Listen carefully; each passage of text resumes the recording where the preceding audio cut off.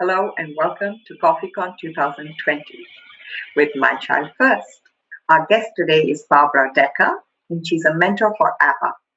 After teaching childbirth for almost 50 years and working as a doula for almost 25 years, the birthing community is home for Barbara.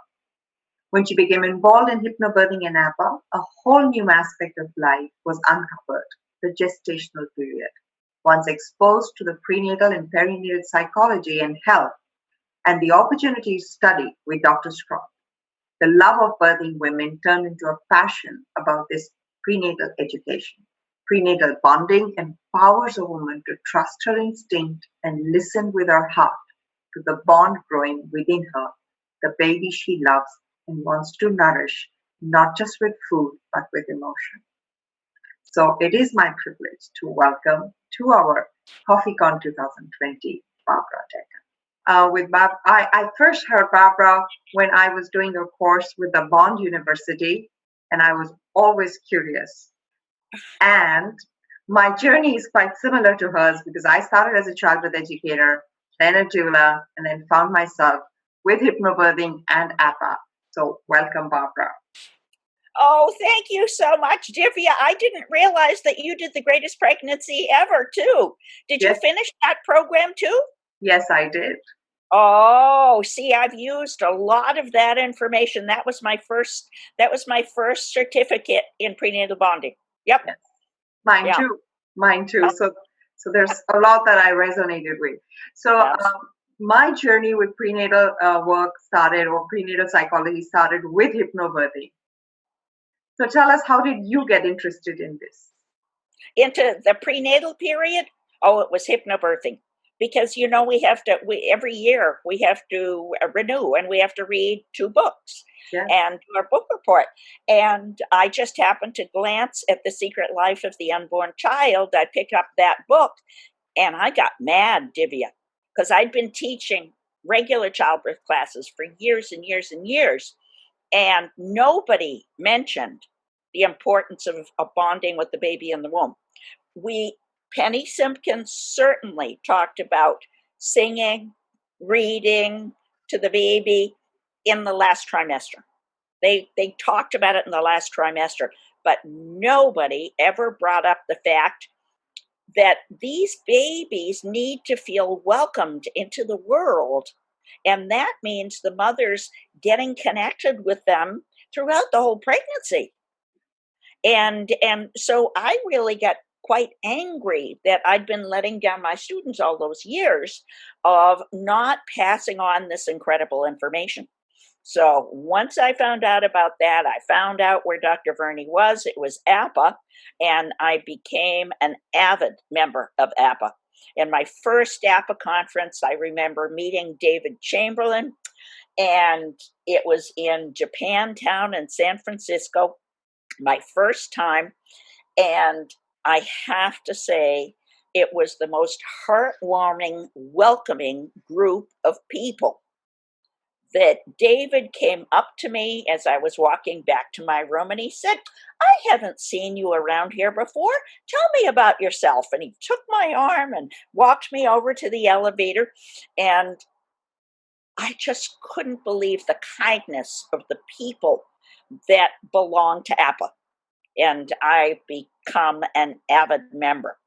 So it was hypnobirthing that brought me to that point. And then through APA, I was able to have the experience of training with Dr. Gerhard Schroth from Germany as a psychoanalyst. And his program was 2.5 years long. Now, I didn't plan on taking that program. I didn't have the money. I was old. And I didn't feel qualified.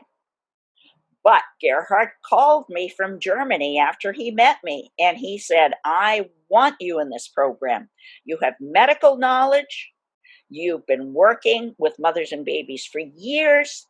This program is written for anyone that wants to assist women in bonding with their babies, and dads bonding with their babies, partners, whoever the life group is." And I had the fortune of actually doing that program. It was 2.5 years long, and I thank Gerhard every single day that he talked me into taking the program. So I've actually sent you, Divya, through an email, a bunch of resources that you can pass out to all of the people that were interested in seeing it. All the different programs, from programs in India to programs that we have here in the United States. Okay, I will do that. I think our viewers will love that. But tell us simply, what is prenatal bonding? Prenatal bonding is literally helping a mother be more sensitive to realizing what power she has over the growth of the baby. From everything, we think that you feed a baby, that's all you need to do. But if you stop and think about it, the baby's nervous system is growing, the brain is growing. All of that is taking place within the womb. And Bruce Lipton is one of our avid supporters. And Bruce says this baby is receiving information. The baby is receiving information. Am I welcome in this world?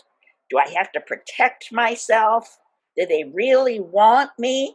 Those babies are going to put their energy into protecting themselves, and it changes the architecture of the brain. When a family is set to get pregnant, they want this baby to come into the world, then they put out this wonderful positive energy for the child to be conceived. And as the child is being conceived and formed, this beautiful environment of love is around the family. So let's put it this way. If you were a baby, what hormones would you rather feel? Would you rather feel your mother's stress hormones, which are stressing you out? Or would you rather feel the love from your parents that are welcoming you into the womb? So that's where Definitely love. that is exactly what Bruce is saying, is when the baby is welcomed to the womb with love, then as those cells divide, they're dividing with positive energy, loving energy, that's going to build a healthy brain, that's going to build a healthy nervous system. And the children, the babies in the womb, they call them fetuses in the medical world, will have the ability to grow and put their arms and say, oh, they want me. This is so wonderful. So this is so critical, because most of science has only been paying attention to the last trimester. And granted, the brain is expanding and all the connections are going on.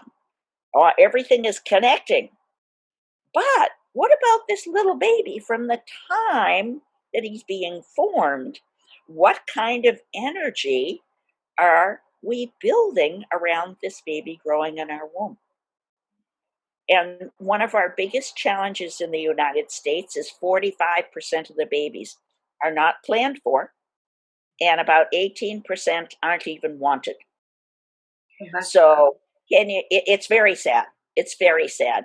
Now in India, it's culturally, it is not accepted to have a pregnancy before you get married, from what I understand. So I don't know what your statistics are in India.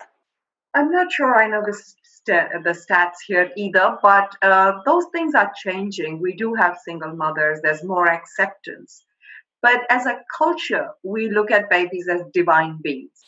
Yes, absolutely. Also, as a culture, we sometimes, a large part of us believe in rebirth. So we think of the soul as that divine, consciousness that is coming. And that in itself is valued. So in some ways, babies have a protective layer around them because of their culture. But having said that, with a lot of growth or change in society, I think women are under a lot of stress. Mm-hmm. Uh-huh. You know, but they're trying to balance their careers, they're getting married, they're still getting to know their husbands, and then there's this bio clock, and somehow we feel that our optimal years are being pulled in both directions, career and babies. Yes. That becomes challenging, of course, for us as well. Yeah. Yes. Now, I'm just curious. I have heard, and this may not be true, but the grandparents play a big role Yes. in bringing up the children. So Yes, they do. They do. They used to, not so much in every household, because now we have nuclear families. People are going to different cities and states to work in. But we did have a system even a generation ago. I was brought up and I had the presence of all my grandparents, and they were a big factor in my growth. So we'd say a generation ago, they were playing a very big part. Now we're becoming more independent nuclear households, more and more so, and they're playing a little lesser role. But there is a big part, even so. Sure. So with your culture, though, it's you're meant to produce. You're meant to be out there working, and I think the important point is working is wonderful.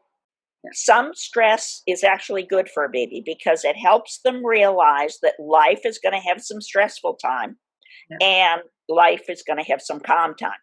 So what we're talking about with prenatal bonding is having the woman or the partner be able to come home from work and put their hands on their belly and say, "Oh, now it's time for you, little baby."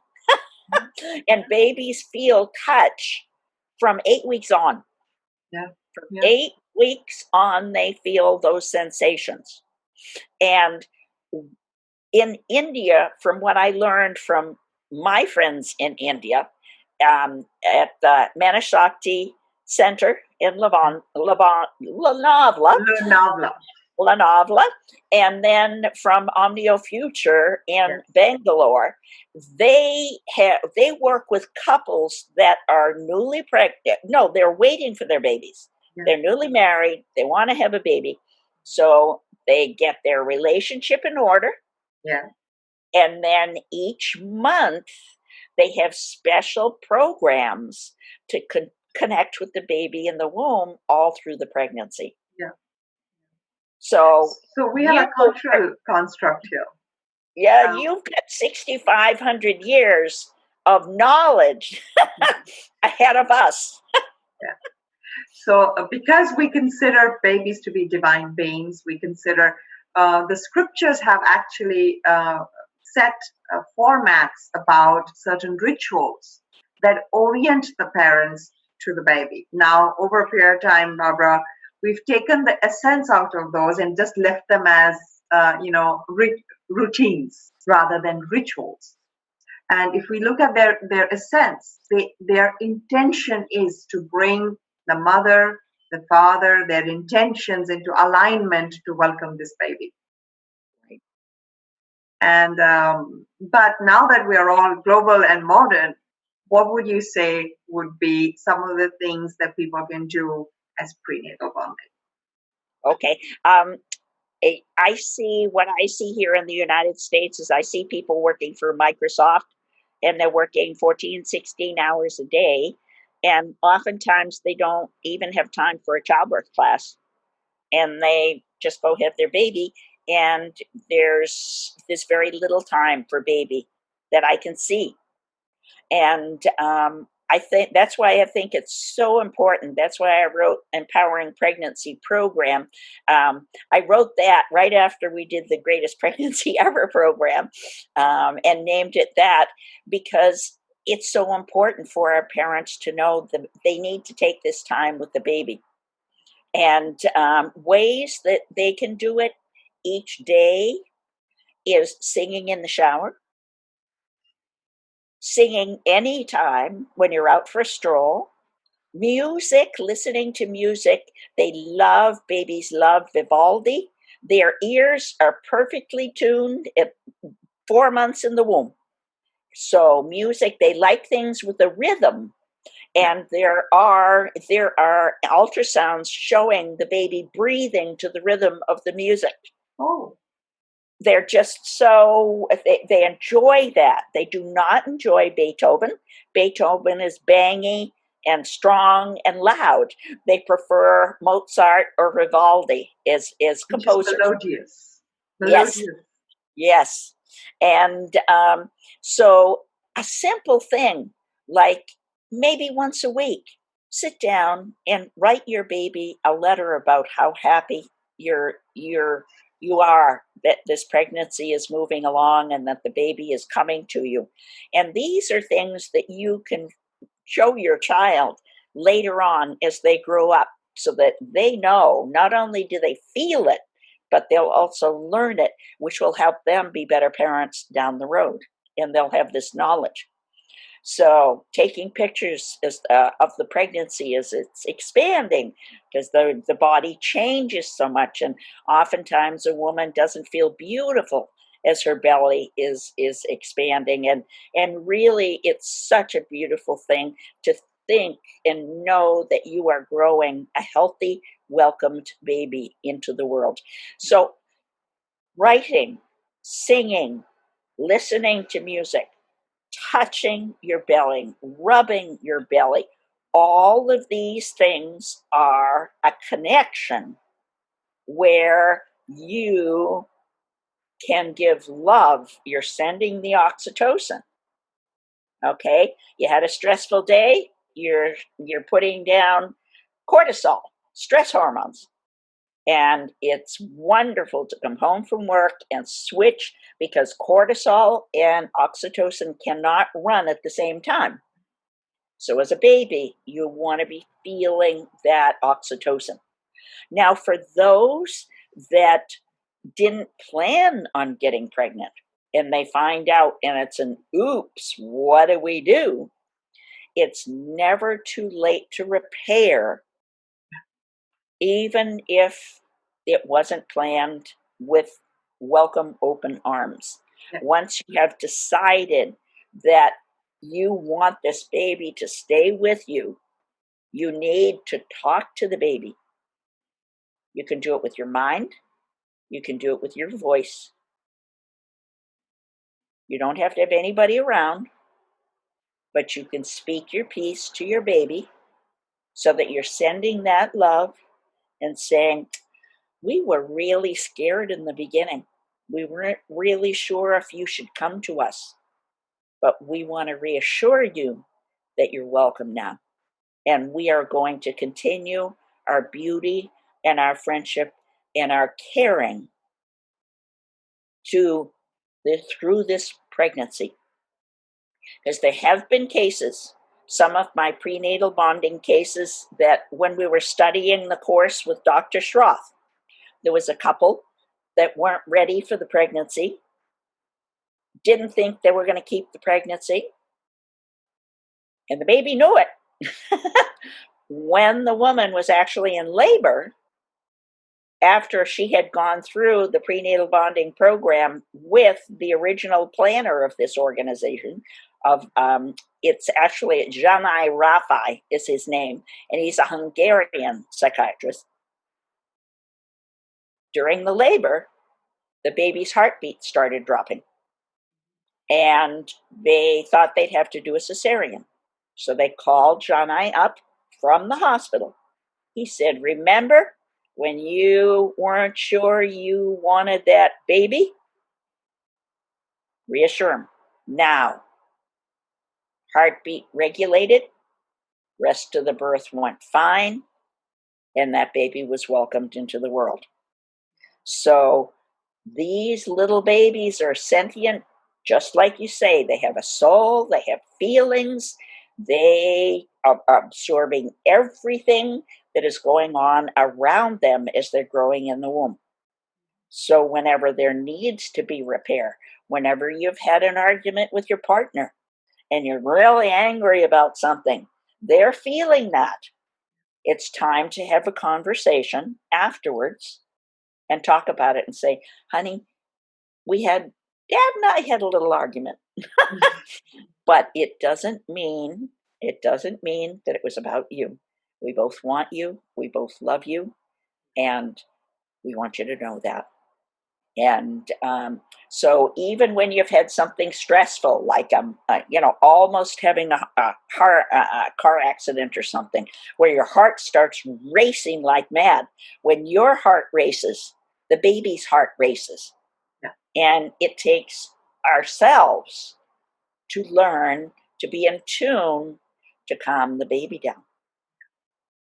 So women can be so empowered when they know they can make a difference in the brain structure, the nervous system of that baby. It can become a part of life that they want to do every single week. Now, with the prenatal bonding program that I trained with the psychiatrist, all the programs are different. You and I took one that was for general groups, letting them know how the babies react when mom gets stressed out, but they also it was important that the mother had come to grips with any of her weaknesses so she didn't pass this anxiety on to the baby. Yeah. Same thing, it's important for the partner. And it's also important, as I have learned over the years, that however you were born can make a difference in the way you birth your babies. That's interesting. I never had learned that. Yeah, that's interesting. Tell us more about that.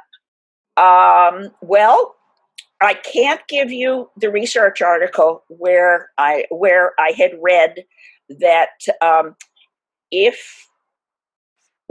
all right, let's go back to, in Sweden, they did a research project on mothers that had medication during the birth. Yeah. And those children had a tendency to use drugs later on in life. Mm-hmm. Okay. So the story that I had read, and I can't give you the project, unfortunately, but it stuck in my mind that if the father was born with drugs in his system, he would have more of a tendency to want his wife to take drugs because he doesn't want her to be uncomfortable. Yeah. And if the woman had been born without drugs and she wants this natural birth, they need to come to sync. Yeah. And she needs to be able to tell him, I really want to do this as long as possible. I'd like to have this natural birth, and I need you to support me. Yeah. So this is an important conversation. If the mother had been born with drugs, she has a tendency to lean more towards drugs during her birth. And so we go back one generation and maybe more if possible, how grandmother was born, how mother was born can cause intergenerational stress that prepares the mother with anxiety about her birth. If you heard from your mother, well, perfect example, we're both hypnobirthing practitioners. What did Mickey hear from her mother? Oh, your birth was so painful. It was so painful. And she used to feel guilty that she caused her mother so much pain. And then she'd see the cats and the dogs. They'd have their babies and they'd purr. And she thought, now, wait a minute. Something's not right here. Yeah. Something's not right here. I think that if we relax more, like the animals relax, we could probably have better births. And that's what got Mickey started with her hypnobirthing. Those examples, knowing that there was a better way to do things. And so she followed those teachings of Grantley Dick Reed, And in relaxation, the triangle. You have fear, causes pain, causes tension, which causes pain in the end. The more relaxed a mother is, the better the baby can do the work to be born. Now, let's put this together with prenatal bonding. Okay. When your baby feels welcomed, when your baby feels loved, you're more in tune with talking to them through the whole pregnancy. The whole pregnancy, that baby is there growing in your womb. And the love that you're sending there, it's never too early to tell that baby that you love them. And that's one of the reasons that I'm in this field. Yeah. I don't remember my mother telling me hardly at all that she loved me. And when I had my children, I knew I wanted them to know they were loved. Yeah. I was so excited myself when I was pregnant because I really wanted these children. I wanted to be able to love them because I didn't feel loved. And that's one of the reasons I came into the field. I think a lot of people enter this field because they didn't always get the best loving start. And we want our parents to know, wow, we can change society. We can shift to compassion, to love, to caring, to better health, because we know that the stress that's going on with a lot of the pregnant mothers is actually having an impact in long-term illness for the lifelong of that baby. There is a doctor by the name of Veronica Mead, that spoke at one of the last APA conferences. She has been doing research on the amount of stress the mothers have during the pregnancy and how it impacts the lifelong health of the child from the womb. And that's another resource. I didn't put it on there, but you'll find her on the APA website. She's written some articles for the journal. So that's one of the reasons that I became a childbirth educator. I really wanted these babies. I wanted to be able to love them. And it was my own childbirth experience the first time around that really wasn't pretty. I guess it's true for a lot of childbirth and birth workers. It's true for a lot of us that we want to make that repair, and it's quite instinctive. We want to support our sisters to not have the same experiences that we've had, or the other side, if we've had a really ecstatic one, even that can be inspiring for us to come into the field. Absolutely. Because I don't think that the medical field understands how much they scare our parents. When certainly in the United States, we have, it goes by risk. And doctors really have to do defensive medicine in the birthing world because they don't want to be sued. The baby has to be perfect. Now, Lord knows, every so often a baby may not be perfect, but it'll be perfect in another way. That's just the way the world is and the way the universe is. That doesn't mean that that baby can't be loved. That doesn't mean that the baby shouldn't be treated with dignity and care and love and welcoming, just like any other baby. And that's kind of my stick, Divya, is when I did the prenatal bonding program with Gerhardt, you normally start couples around anywhere after the 15th week of pregnancy. Okay.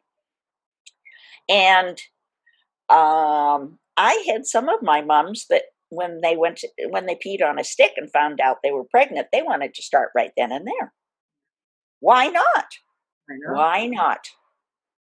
And what we do is a very intense history on the family's relationships and how they were born and how everything is related between their in-laws and their outside relationships and so forth, so that we learn about the past with the couples. And I encourage that. I actually encourage that with my hypnobirthing students now.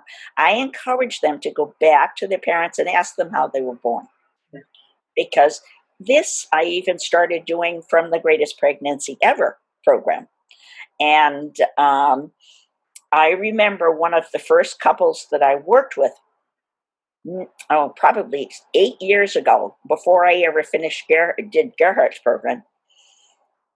I sent them back to ask their parents how they were born and what was their birth like, and what were their early years like. Well, Daddy was a very anxious person, debating whether they dared have a baby, workaholic. Mama had a mother that was Miss Perfection. Could never do anything right. Perfect, just like the mother. She was afraid of being a mother. So they weren't sure if they wanted to have a baby. I asked them to get some family therapy to strengthen their relationship together. When Daddy went to his mother to find out what was happening during his pregnancy, it was during Vietnam, during the war. She was pregnant during wartime, running from the bombs. And that's where his rat race attitude, I've got to work, I've got to work, I've got to run, very little time off, got to produce. And so he found out where he was coming from. He quit his job. He got a job that had less stress and started spending more time with us at home.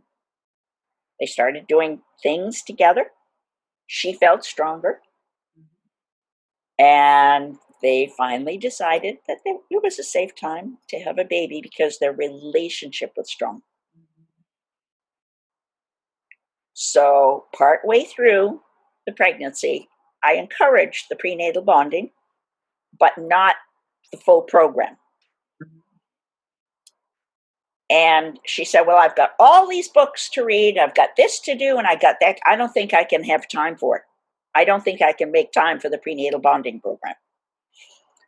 And so I said, okay. And then within a few days later, she says, no, I changed my mind. I want to do it. When we did the first engagement with the baby session, it's a relaxation that we do. The mother engages with the baby. It's just focus time, intention, just for the baby. And anybody can make focus time and intention to talk to their baby and feel their babies. When she did that, she started sobbing.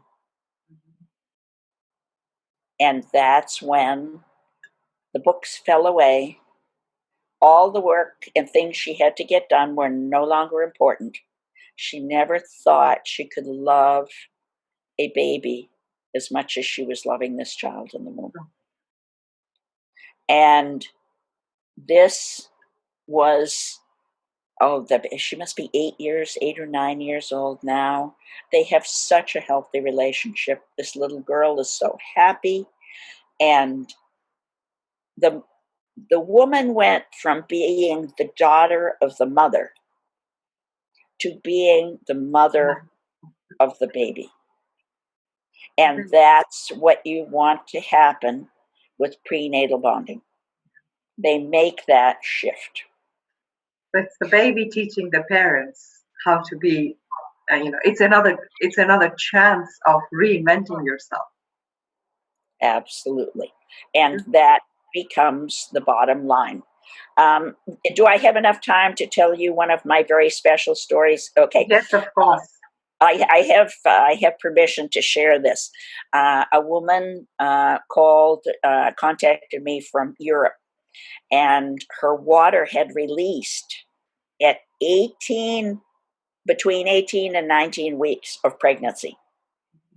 She had been encouraged by the medical staff to abort the baby. They said the baby's lungs would never develop. This was this woman's third IVF, her last chance of having a baby. She called me when she was a few weeks, maybe 21 weeks. The baby, she'd been able to keep the baby in that long. And she'd heard about the prenatal bonding. And she said, I don't know how long I can keep this baby, but I want this baby to feel so loved that she wants to come into the world.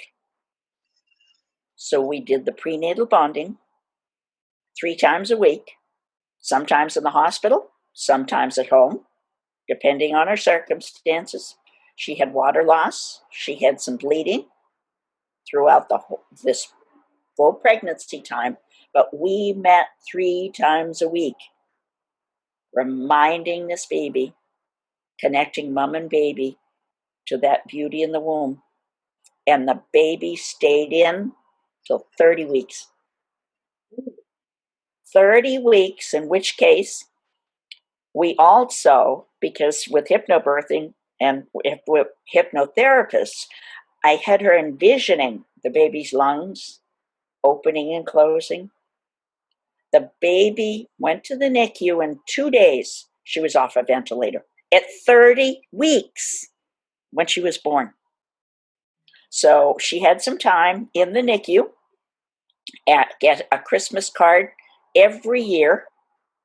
She's about 3 years old, I think now, maybe 4, and no residual damage whatsoever for that experience being in the womb. No eyesight problems, no physical problems, lungs are fine, she's healthy, she's got a good immune system. That's the power of love, the protective power of love. Protected power of love. Now, when I took her on, I said there are no promises, but at least every day that your baby's in your womb and you're sending them love, that baby will feel loved no matter what the end result is. And it won't be regretted. There are some religions that tell people not to bond with the baby in the womb because so many of them lost babies. They say it's going to be so hard, if the baby doesn't stay with you, then don't get attached to the baby. But No. Yeah, and it just it puts, they don't dare get attached. So how do you think that baby's feeling inside? I want you to say something. I want you to feel something. And it must be hard for them to be in there and not feel that oxytocin. So that's why you and I are doing this important work to teach every mother, every birthing mother, going into a family, no matter what the configuration is, it's the love that baby's going to receive before the baby's born, as well as afterwards. Yeah. And that's why it's so important for us to get this word out, Divya. Yes, indeed. Yeah. So I have other ones. I can share some other stories. Yes, please do. I think it's very inspiring to hear stories because, I think instinctively women do feel that connection. And then there are these layers and layers of what people are saying, including when somebody says, don't get too attached. But also this outside world tells us that these babies are mass of cells. The word fetus itself is so dispassionate, it's so distant, as if it isn't alive yet, or it doesn't have a personality yet. But when we call them babies, then they become real. So yes. Yeah, we're 9 months too late. We're actually 18 months too late, according to Bruce Lipton, because Bruce believes you should prepare for the baby nine months ahead of time with eating proper foods, both you and your partner. Yeah. Proper foods, healthy outlook, good relationship, strong relationship. So when this baby does conceive, come into the world with positive energy, positive energy. And a lot of people don't understand how important that positive energy is. You and I are doing, did the PPNE program, and we learned about epigenetics. The environment around that pregnant woman makes all the difference in the world, the way the baby relates to the rest of the world. And so we know that, and that's why we're so passionate about spreading the word of the prenatal bonding. Absolutely. So there's different ways. You can do a formal program where with Gerhardt's, we meet around anywhere after, whenever you want to start during the pregnancy. And then we work with you all the way up to the end of the pregnancy. I meet with you every week. That's an intensive one. Yeah. Anything we can do for the groups to, for example, in Japan, and I believe in China, they used to get pregnant women together and sing lullabies to the babies. We know that Routinely. Michael Odont used to do that. He used to have these pregnant women sing together at the threes. Yes. And how do you think those babies feel in there? After they're going to be looking forward to the next week and the next week and the next week to feel that welcoming. And when they come into the world, they're going to be ready to come in because they know they're loved. Yeah. Oh, I remember something really interesting. I was a doula for a woman doing a water birth, and she was really progressing well. And at some point, it stopped a little bit. And then, everybody got caught up with, oh, what's wrong? And then suddenly the dad out of nowhere took out the guitar and started playing the guitar. And he was doing that every day for the baby. And then 20 minutes later, the baby arrived. Oh, I know that. I want to go there. That's my concert. Wonderful. And it's so great to include the importance of the partner in there whenever possible. Yeah. Whenever possible. Because the caregivers are the key. And mama, we have to say, is number one. And that is a first relationship. Being a first relationship, that relationship needs to be strong because it can make a difference through relationships for the rest of your life. And that's another reason our work is so important. Our babies need to count on us. They can't walk to the kitchen. They can't change their diapers. They need us to take care of them. Where any animal in nature spends about 2 years with their little ones, staying right nearby, breastfeeding them, taking care of them, carrying them on their backs, and so forth. That's another thing that we have learned in our modern culture. We should be baby carrying our babies. Yeah. Because they feel secure when they're with us. They hear your heartbeat. You're not going to spoil them if you pick them up. I was taught that. Oh, don't pick up that baby too early. The baby's going to, every time the baby cries, they're going to get manipulative. They don't have the brain power to be manipulative. They just need secure love. And our job is to do that.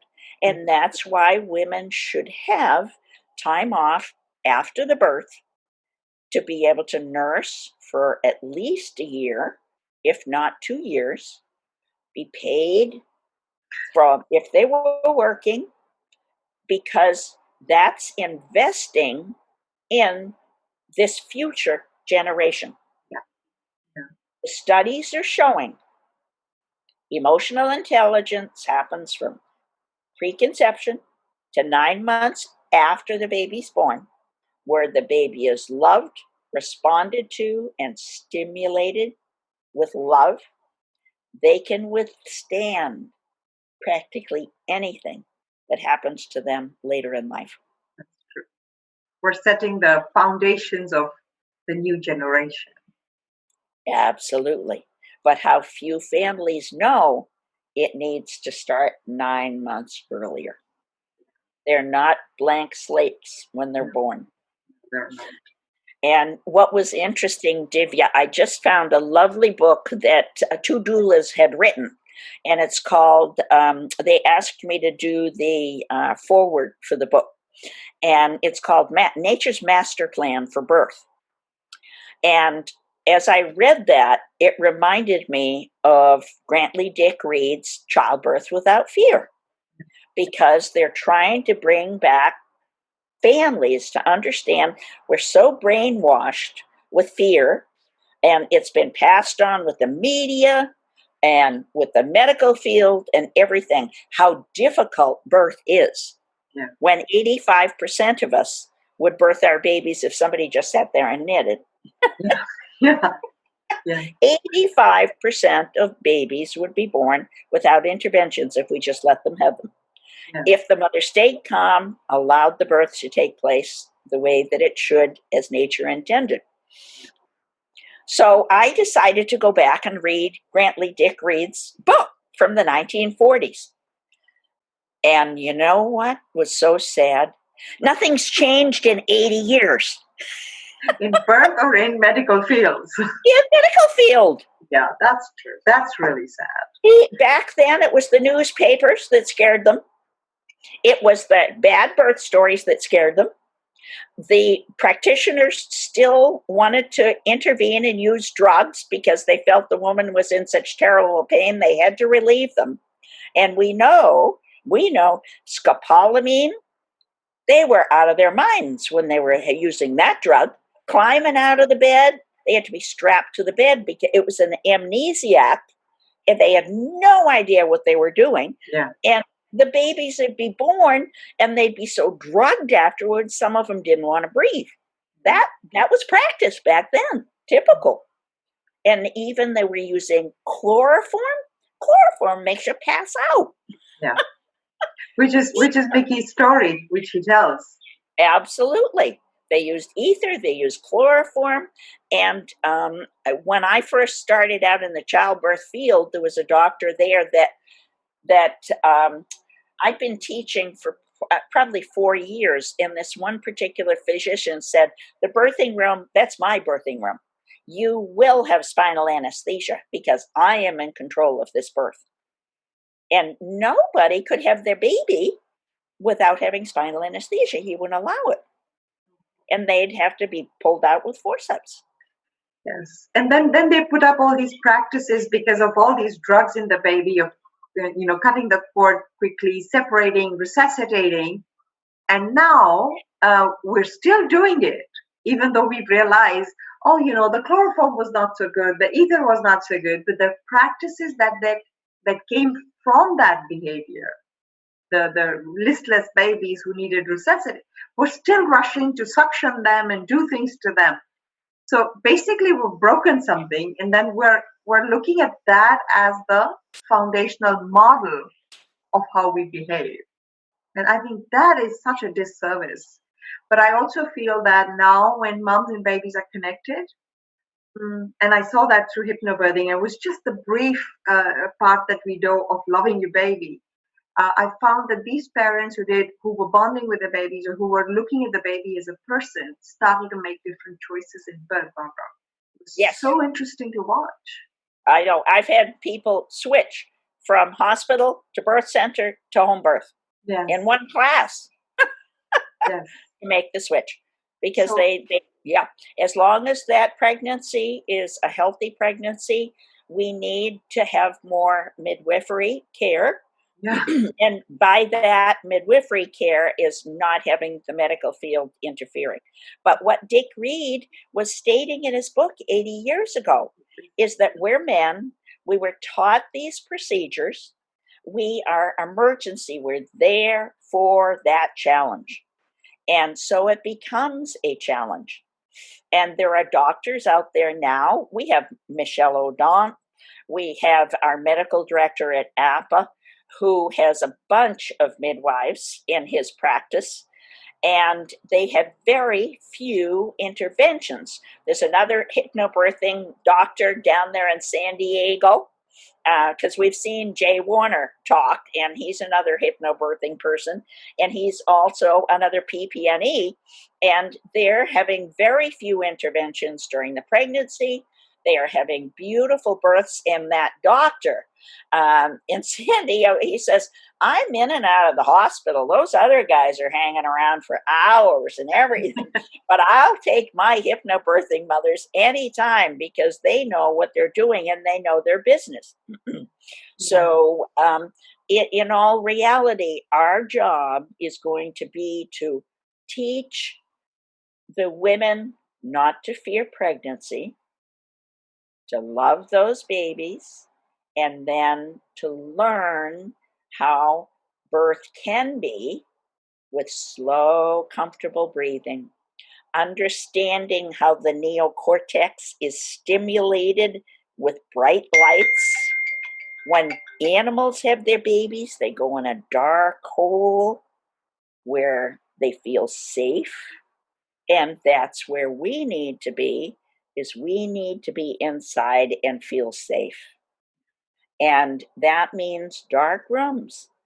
We can have those beautiful births even in a hospital when you have the right practitioner that understands it.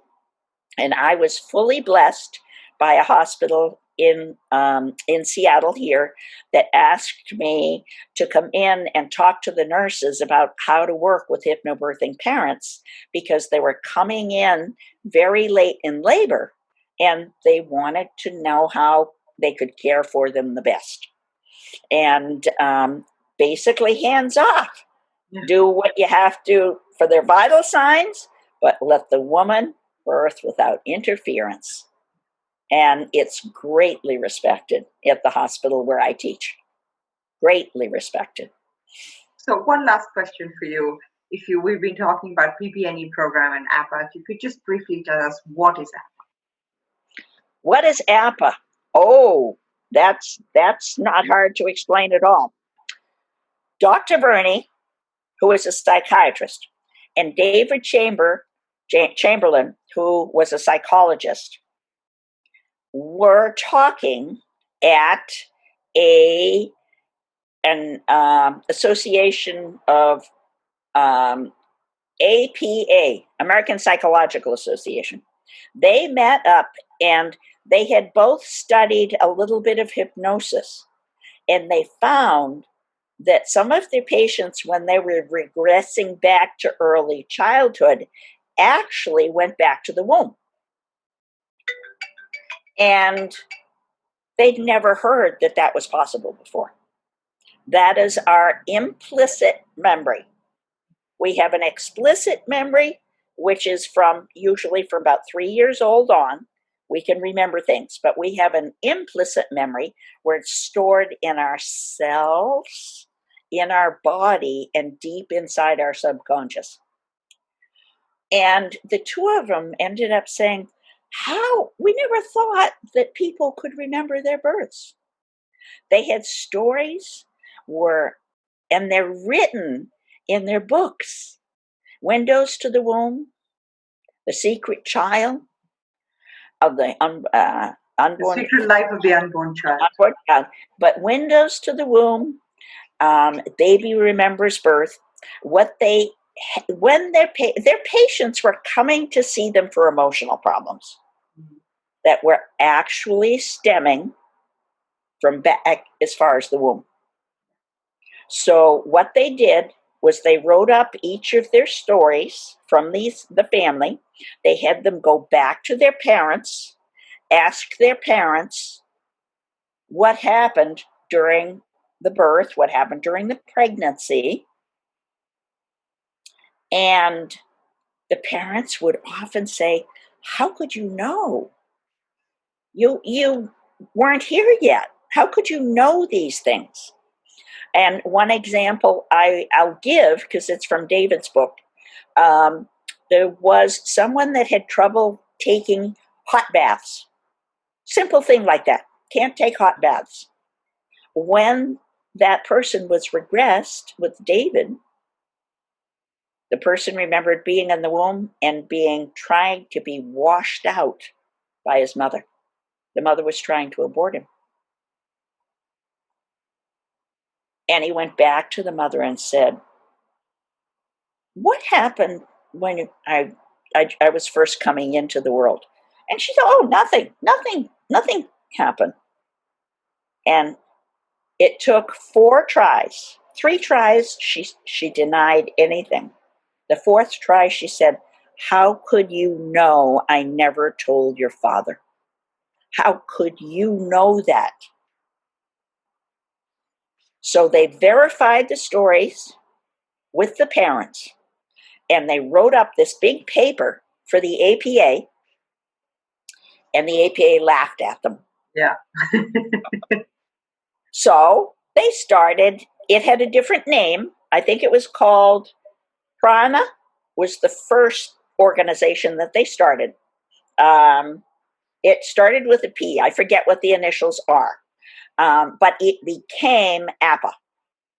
And it was the people that believed in preconception, gestation, that babies are knowing and sentient, understand, and our parents need to learn this information so they can love their babies and society will change.